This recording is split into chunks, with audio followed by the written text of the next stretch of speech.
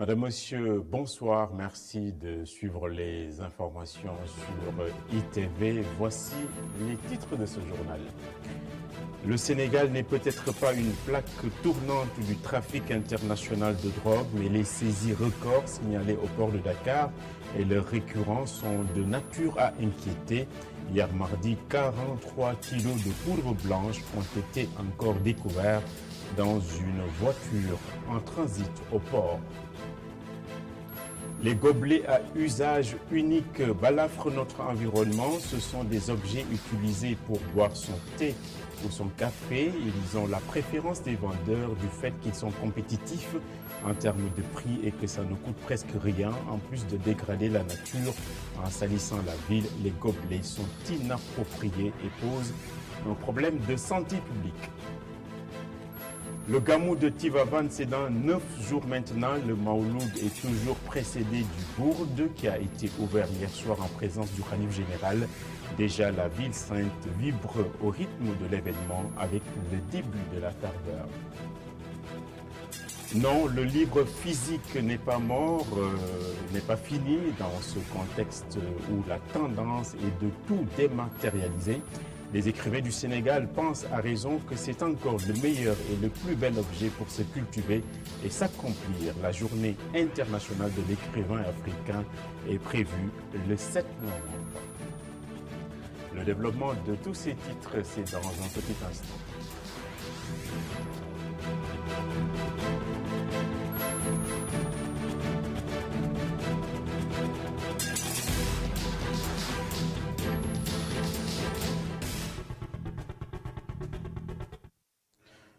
Jamais la production de drogue dure n'a atteint un tel niveau de développement dans le monde. Un record historique de près de 2000 tonnes a été pointé ces dernières années. Cela signifie simplement qu'il existe une forte demande et que la consommation explose. Aucun pays n'y échappe, ni même le Sénégal. Le Sénégal qui est confronté à la récurrence des saisies records au sein de son port. Dernière en date, la découverte de 43 kilos dans un véhicule qui était en transit au port de Dakar. Donc voici le reportage de Moussafa Gavardio. La douane sénégalaise a mené une nouvelle saisie de cocaïne ce mardi au port autonome de Dakar. 43 plaquettes d'1 kilo dissimulées dans un véhicule en transit à Dakar en provenance d'Anvers, en Belgique et à destination de la Gambie. La valeur de la drogue est estimée à 3 milliards de francs CFA. Les services de lutte contre le trafic international de drogue mènent les investigations pour appréhender les trafiquants. Cette nouvelle prise fait suite à la saisie record de plus d'une tonne de cocaïne en juin dernier, toujours au port de Dakar. 1110 kg de cocaïne, estimée à 250 milliards de francs CFA, également dissimulée dans des véhicules en provenance du Brésil cette fois-ci. Un Sénégalais et un Sud-Américain, tous deux en cavale, avaient été identifiés comme étant à l'origine de la cargaison. Dans le cadre de l'investigation, l'OCRITIS, l'Office central de répression du trafic illicite de la drogue et Interpol ont interpellé plus d'une centaine de personnes. Un couple d'Allemands et une dizaine d'autres personnes sont toujours en détention en attendant que la lumière soit faite dans cette affaire. Depuis 2 ans, les quantités de drogue saisies au Sénégal par la douane et les services de défense se multiplient et semblent renforcer l'idée comme quoi Dakar est une plaque tournante de la drogue mondiale. Rappelons qu'avec son port et l'aéroport de Diass, Dakar est l'un des plus importants lieux de transit de marchandises d'Afrique de l'Ouest. Les douanes sénégalaises veillent au grain et sont en état d'alerte pour endiguer toute velléité de fraude qui tenterait d'introduire les stupéfiants sur le territoire national. Dans cette optique, les soldats de l'économie ont mis en place un dispositif avec un fort volet renseignement qui est donc très important. C'est une assertion du lieutenant-colonel Alpha Touri Diallo, chef du bureau des relations publiques et de la communication à la direction générale des douanes. Il est ici interrogé par El Hadj Malick Cissé. Le dispositif de la surveillance du territoire de la douane est un dispositif qu'on fait évoluer en fonction d'une analyse des comportements des courants de fraude. Vous savez, les courants de fraude, les personnes qui s'adonnent à cette fraude-là évoluent et ils ont des dynamiques qui changent. Et en fonction des résultats des saisies en fonction des informations que nous avons, la douane s'adapte progressivement à cela. Il y a également un volet essentiel dans la surveillance qui est le volet renseignement, qui devait de plus en plus développer au niveau de l'administration des douanes. Et pour preuve, cette dernière saisie également a été, tout est parti d'un renseignement que nous avions et que nous avons suivi jusqu'à arriver à mettre la main sur ces produits prohibés. La drogue et le terrorisme sont quasiment des frères siamois. Le terrorisme, cette guerre asymétrique que livrent des groupes armés, s'est infusé dans le Sahel. Le phénomène entraîne notamment avec elle la déstabilisation de plusieurs pays et des conflits intercommunautaires. Les États tentent donc d'y remédier avec des résultats carents. Mamadou Bipa Sissoko et Gorgui Diaoutiam sont au reportage. Le terrorisme, un mal qui touche les pays d'Afrique de l'Ouest notamment. Pour y remédier, des forces étrangères sont souvent appelées en renfort. Une méthode qui montre ses limites. Au regard de la situation qui s'empire de jour en jour dans le Sahel, je crois qu'il est temps que les coopérations sécuritaires prennent en compte les réalités locales. Aujourd'hui, à partir de recherches que nous avons menées, notamment dans les zones frontalières des pays du Sahel, il y a une forte incompréhension entre les populations locales et la présence des forces étrangères. De sorte qu'aujourd'hui, je dirais qu'il se pourrait y avoir une forme de conflit, de perception du conflit sahélien, entre d'une part la communauté internationale qui en a une vision plutôt sécuritaire, de coopération avec les États, et de l'autre, les populations locales qui sont dans un paradoxe. Des méthodes plus adéquates à nos réalités socioculturelles devraient être mises en œuvre pour lutter efficacement contre le terrorisme. Je pense que très souvent les médias et les analystes collent l'étiquette djihadiste à toutes les formes d'attaques qu'on voit dans le Sahel, alors que chez les populations locales, on parle de banditisme, de criminalité transfrontalière, on parle de voyous, etc. Et je crois que là, c'est qu'on n'a pas opéré une rupture conceptuelle que nous devrions faire, de la même manière que les groupes terroristes, eux, ont opéré cette rupture-là depuis les fameuses théories de Abou Walid al-Sahraoui. Le Mali, une zone très touchée par les attaques. Pour apporter une solution efficace à cela, le dialogue est à privilégier. Alors, le dialogue avec les groupes radicaux violents est un besoin exprimé par les communautés en proie à l'insécurité.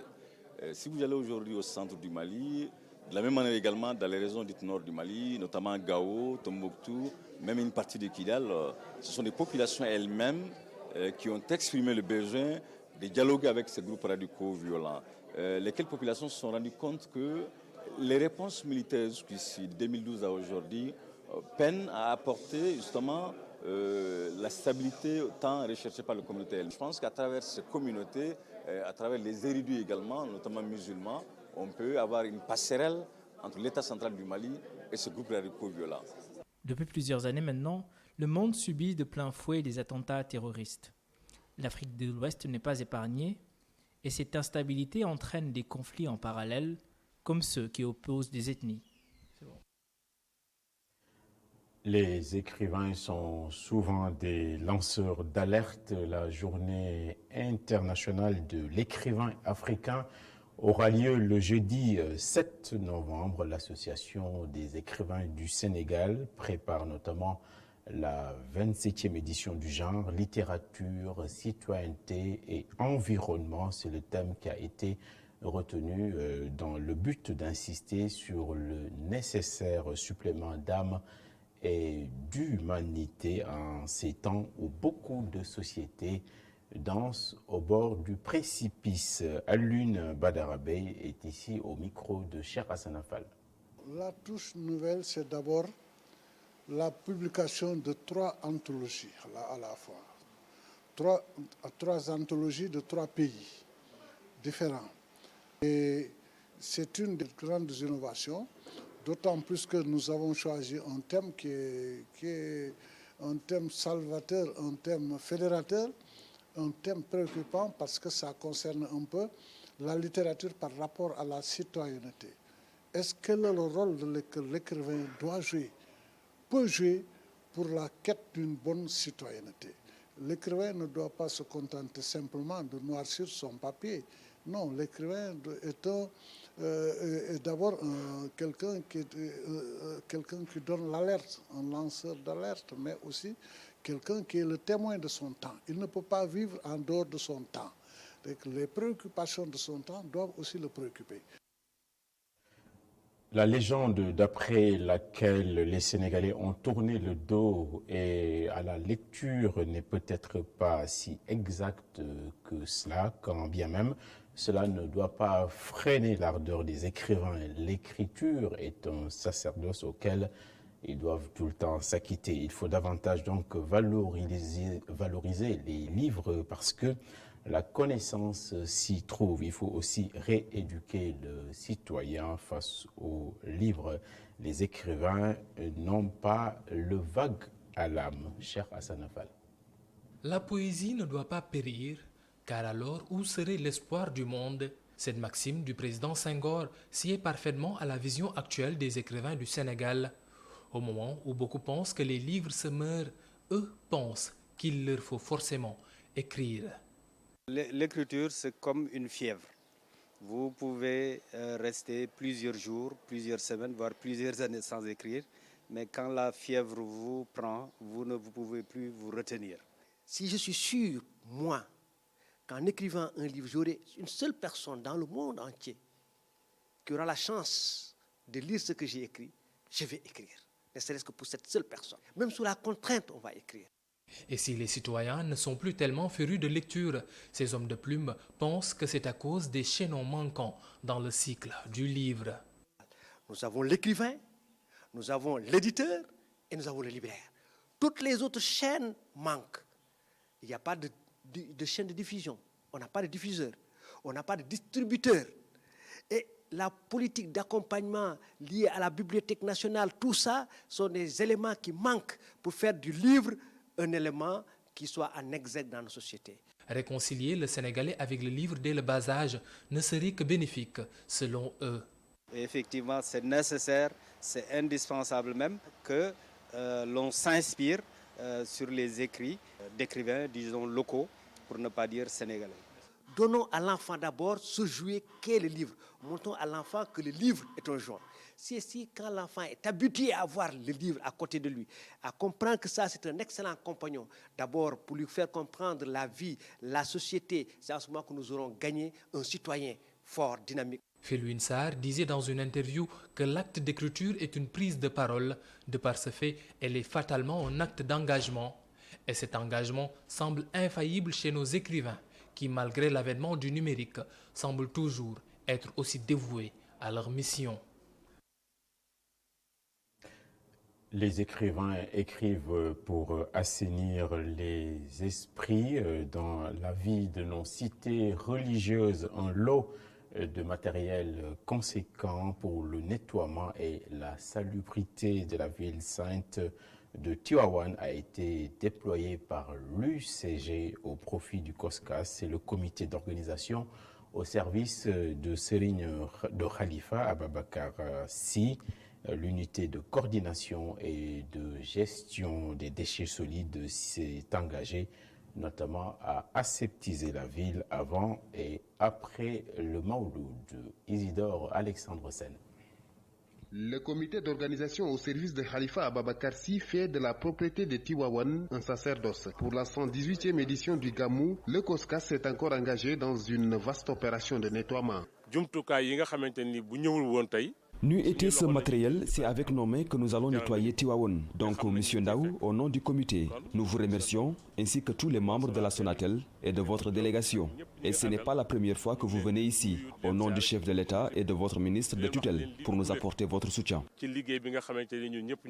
L'Union de coordination pour la gestion des déchets, structure dédiée, a apporté son soutien. Une unité de veille est déployée dans la cité religieuse. Nous sommes venus apporter du petit matériel nécessaire pour les opérations de balayage et de nettoiement, mais aussi apporter du matériel lourd, tout ce qu'il y a comme engin, tout ce qu'il y a comme bentasseuse, camions, polybènes, et apporter aussi des ressources humaines. Donc recruter des ressources humaines pour accompagner le Gamou. Nous sommes là avant et après le Gamou et nous avons déployé une de nos unités qui s'appelle UVS, Unité de veille et de sensibilisation, qui doit rester ici pour sensibiliser la population et les pèlerins sur les bons usages en matière de gestion des déchets. Ce programme va se poursuivre dans les autres foyers religieux tidjanes, selon le coordinateur de l'UCG. C'est un programme qui est très élargi. Au moment où je vous parle, il y a une de nos délégations de l'UCG qui est en route sur Kaolack. Avant-hier, on était sur Thiénaba. Ce soir, on serait sur Thiès, dans la famille Djegel. Indépendamment de là, partout où on fait des gammes au niveau national, nous sommes là-bas. Nous avons déployé des moyens nécessaires parce que le gamou, c'est un phénomène national. Tout le monde fait le gamou. Donc nous avons déployé à cet effet d'importants moyens, comme je l'ai dit, en matière technique, ressources humaines et financières pour que ça se passe dans les meilleures conditions. La délégation de l'Union de coordination pour la gestion des déchets et ses partenaires ont été reçus par le calife général des Tidjanes. Serigne Mbaye Sy Mansour a salué l'engagement du ministère de l'Urbanisme, du Logement et du Cadre de Vie à rendre propre la ville de Tivaouane avant et après le gamou. En prélude au Gamou, Tivaouane, capitale de la Tijania, a ouvert le traditionnel bourde en présence du khalife général Serigne Mbaye Sy Mansour. La cité religieuse de El Hadj Malick Sy vit déjà au rythme de l'événement qui célèbre la naissance du prophète. La nuit d'hier a été consacrée à la lecture du premier chapitre du Bourde, le bel acrostiche de Bousséiri. À la suite, des messages ont été délivrés aux transporteurs et aux routiers Mafalfal et Amagor Robertnian. Le compte à rebours est lancé. Pendant 10 nuits, la Zawiya Seydi Hadji Malick Sy va vibrer au rythme du Mawloud. Au menu de cette première nuit, la lecture du premier des 10 chapitres du Bourde, suivi des discours des chefs religieux.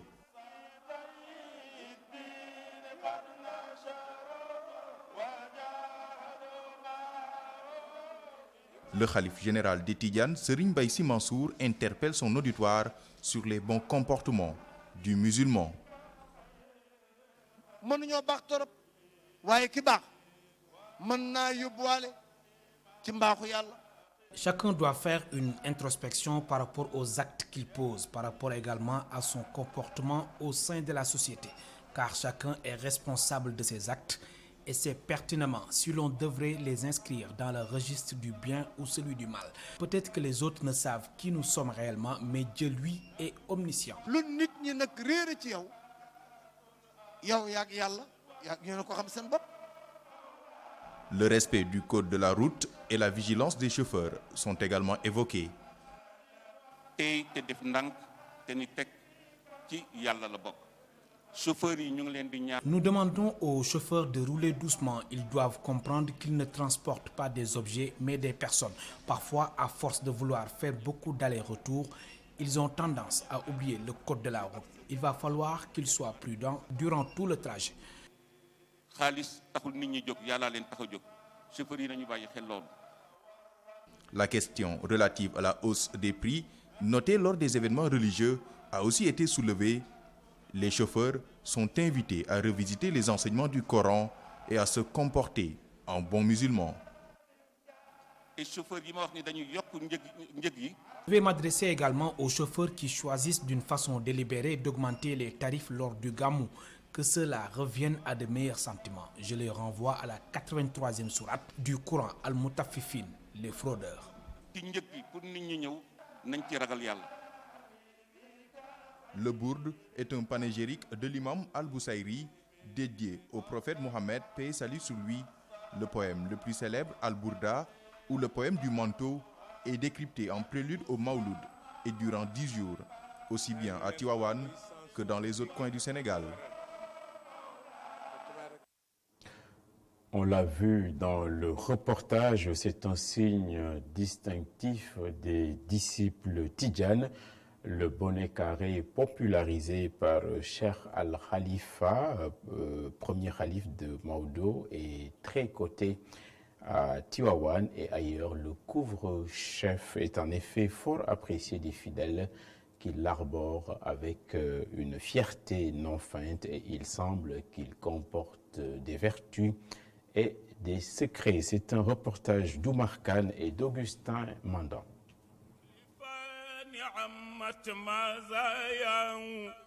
Sous vos yeux, Un bonnet carré. Pas n'importe lequel, mais celui-là même que portait Serigne Babacar Sy, borom bonnet carré bi. Un bonnet dont Serigne Babacar ne s'est jamais départi.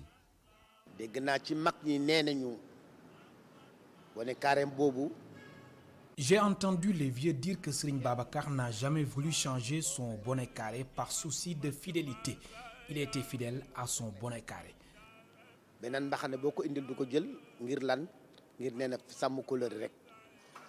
Fidèle Tidjane le porte fièrement, le bonnet carré est devenu un signe distinctif.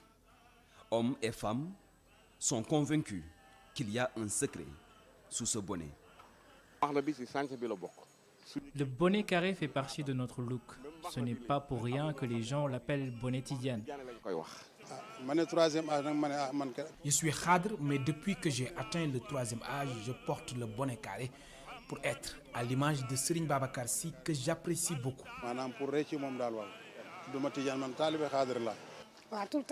Je porte tout le temps le bonnet carré. C'est mon look. Il y a un secret dans ce bonnet. Ce couvre-chef est entièrement confectionné à base de coton et vient le plus souvent d'Afrique du Nord ou de l'Europe centrale. Le bonnet carré nous vient de la République tchèque, du Maroc et de la Tunisie. Il est à base de coton. Mourid, Tidiane, tous achètent de bonnet carré. Le bonnet carré est partie intégrante de l'identité des talibés Tidiane. Et s'il y a quelqu'un dont l'image se confond avec le bonnet carré, c'est bien Serigne Babacar Sy. Serigne Babacar, borom bonnet carré bi. Le style lui est attribué et au Sénégal, la référence fait systématiquement penser à Khalifa Ababakar.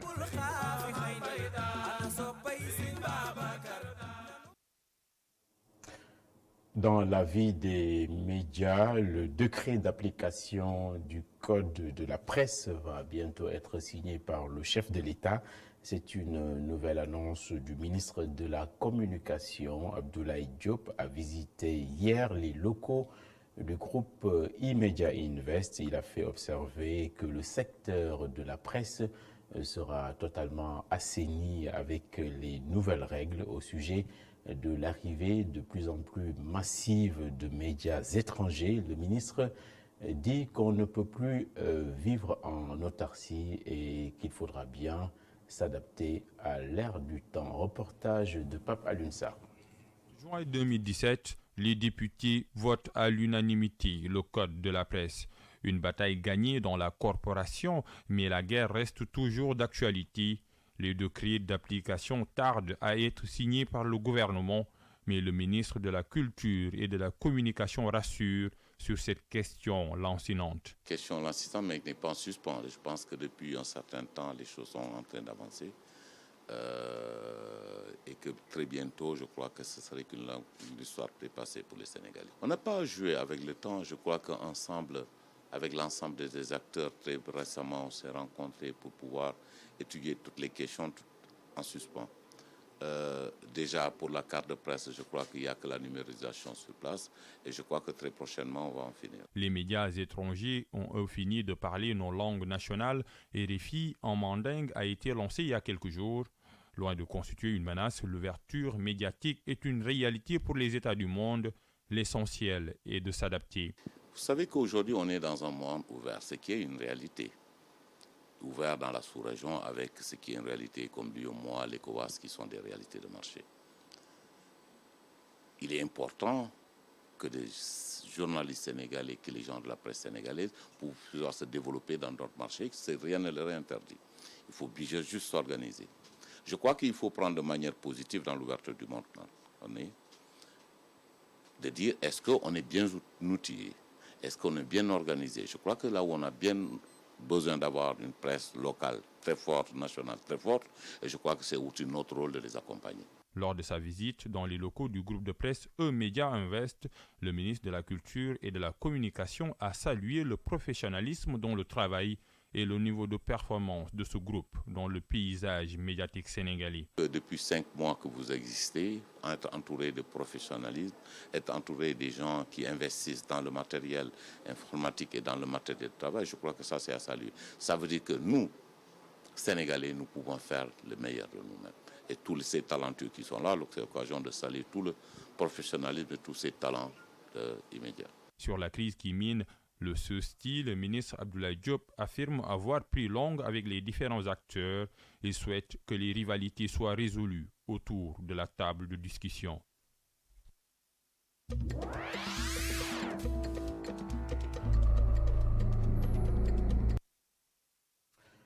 En Guinée-Bissau, désaveu pour le président José Mario Vaz.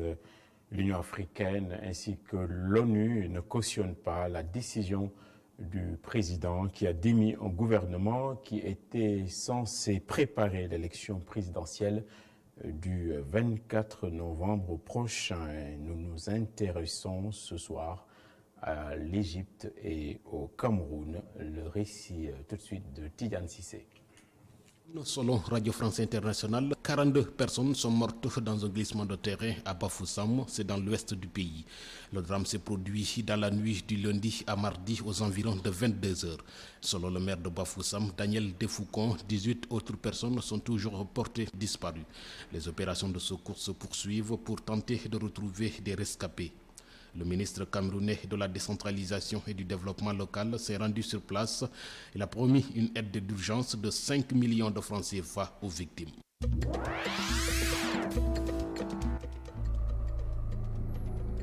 L'annonce a été faite hier mardi par le ministre égyptien des Affaires étrangères, Sami Choukri. L'Égypte, l'Éthiopie et le Soudan sont attendus le 6 novembre à Washington, aux États-Unis. Ils vont discuter de leurs différends concernant le projet de barrage éthiopien sur le Nil. Le barrage de la Renaissance éthiopienne, comme on l'appelle, est un barrage en construction sur le Nil, un projet gigantesque de 4 milliards de dollars. L'Égypte, de son côté, craint que le projet en question affecte sa consommation en eau. L'Égypte est un pays, il faut le dire, dont 90% des réserves en eau viennent du Nil.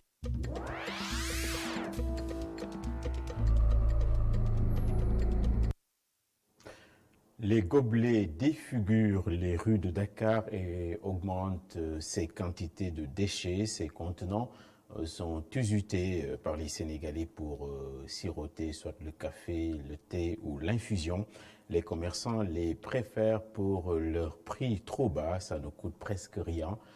Toutefois, les gobelets charrient des risques sanitaires. Ils sont en effet inappropriés pour contenir du chaud. C'est un reportage d'Alun Gueye et de Seleman Diallo. Ils sont nombreux, ces Sénégalais, à faire usage de ces coupes en plastique pour prendre le thé et le café. Pourquoi? Oui, je l'utilise souvent, parce qu'à chaque fois quand j'achète donc du café, donc ce sont les cas à jeter qu'on me donne, donc c'est normal que je l'utilise, donc voilà. Ce vendeur de café reconnaît que les prix de ces gobelets n'est pas élevé. C'est pour cela qu'il l'utilise pour servir ses clients. L'accessibilité est plus facile, et puis le coût est bas, donc voilà pourquoi on les utilise. Ce monsieur utilise souvent sa propre tasse. Je crois que c'est plus hygiénique d'abord. Et en plus, il faut un peu éviter les sacs plastiques, notamment les verres plastiques. Donc c'est plus bon pour la santé. Est-ce qu'ils sont conscients des risques que contiennent ces gobelets? Sincèrement parlant, je ne connais pas donc les risques. Selon ce docteur en chimie, les risques sanitaires s'avèrent.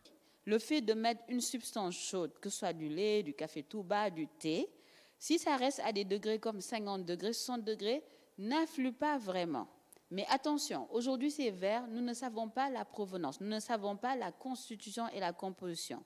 Donc dans ce cas, si le liquide est à la même température que le polymère, ce qui se passe, c'est que la chaîne polymère, le bracelet, va se dissocier en petites particules qui vont aller dans la boisson et qu'on va ingurgiter.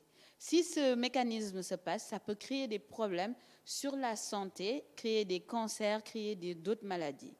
Par ailleurs, Les gobelets en plastique sont des ennemis de l'environnement. Il y a un impact très négatif sur l'environnement, il faut le dire, et c'est pour ça que des décisions doivent être prises par rapport à ces verres qui circulent.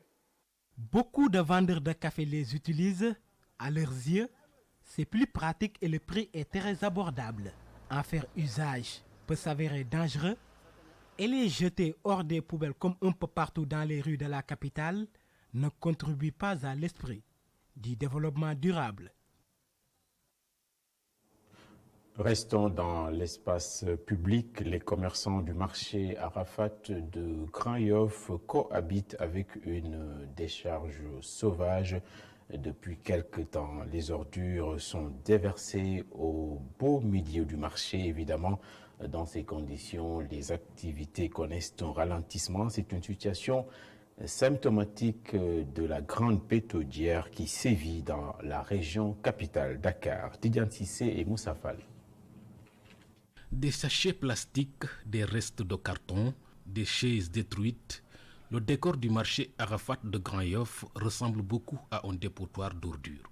Une situation qui est à l'origine du mal-vivre des commerçants. Ici, on se bouche le nez pour éviter les odeurs nauséabondes.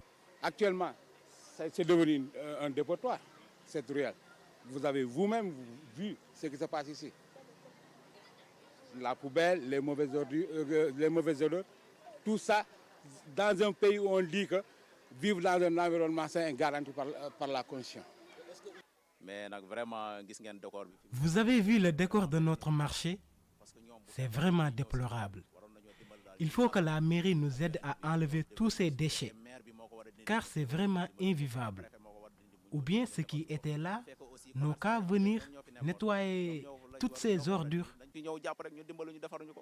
À l'origine de cette situation, des commerçantes qui étaient venues s'installer ici le temps de rénovation de leur marché.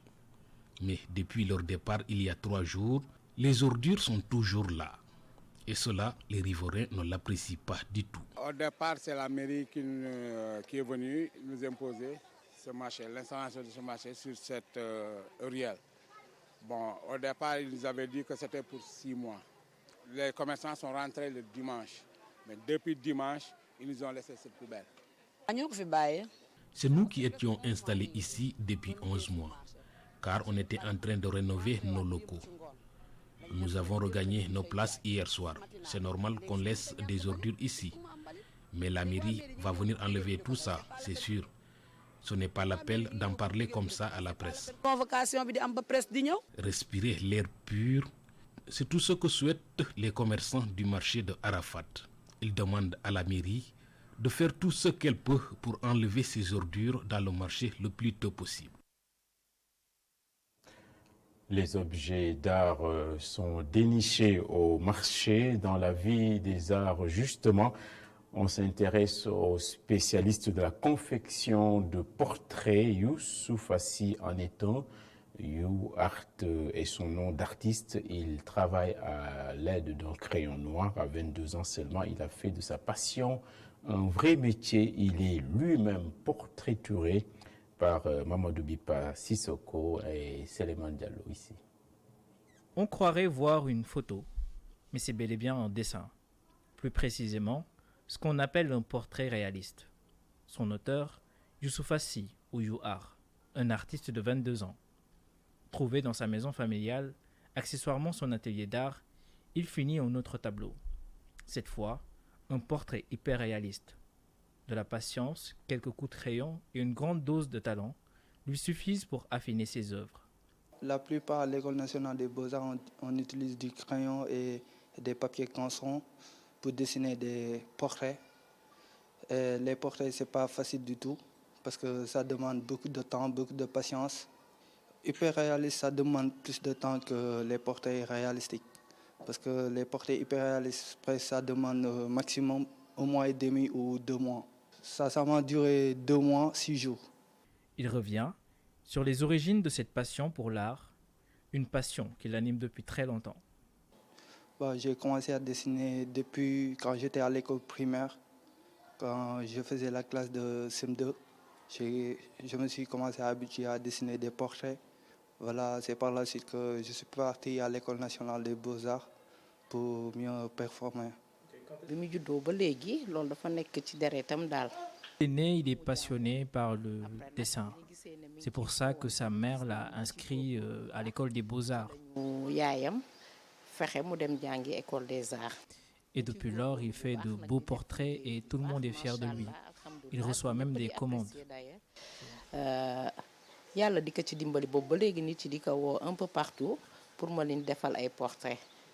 Il participe à quelques expositions et vend des œuvres, mais son ambition dépasse le côté mercantile. Moi, je programme des expositions chaque 2 ans. Donc, ça me reste 1 an encore à travailler, beaucoup travailler chez moi pour mieux exposer mes œuvres. Mais des fois, je fais des live painting et je les vends aux enchères. Bon, moi, je rêve d'être un grand artiste peintre, reconnu partout dans le monde et de réaliser beaucoup de galeries d'art ici au Sénégal. Aujourd'hui, grâce aux réseaux sociaux, il s'est fait une réputation et partage ses réalisations avec tous ses followers. La beauté sauvera le monde, nous avait dit Dostoïevski. Nous avons donc fini ce journal en beauté. La météo va suivre dans un instant, suivi des inspirations du professeur Songué Diouf, et Kenou Askanui sera présenté après en direct par Khalifa Diakhaté. Je remercie pour ma part les nobles anonymes, toute l'équipe technique qui m'a accompagné ce soir. Je vous souhaite de passer une très bonne soirée. Au revoir.